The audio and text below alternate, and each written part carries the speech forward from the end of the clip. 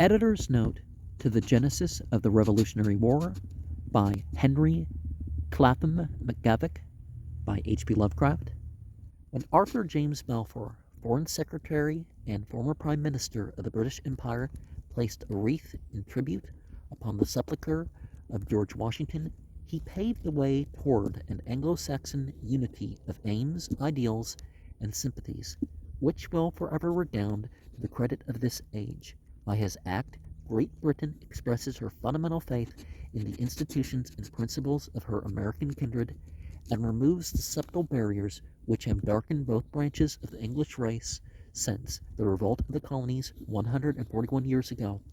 It is fitting that an American, speaking from sound knowledge and without prejudice, should meet the mother country halfway in the mutual recognition of ideals, and seek to remove some of the mistaken Anglophobic notions which false history and biased textbooks have implanted in the American mind.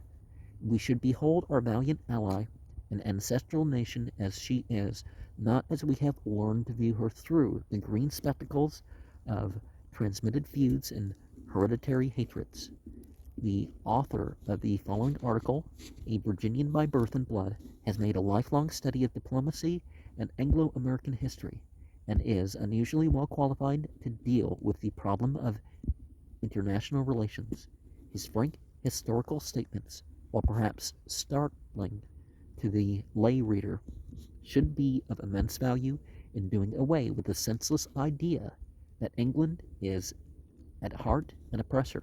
Side by side, the old England and the new must stand as of yore against alien tyranny, as joint inheritors of the blood which crushed the pride of Philip II, and invincible armada, we, Anglo-Saxons of the world, again face armed despotism, fearless and united.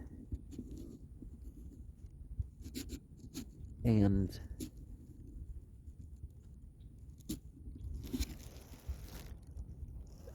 long-held grudges between nations that aren't even the grudges of the living have stirred up wars since the writing of this.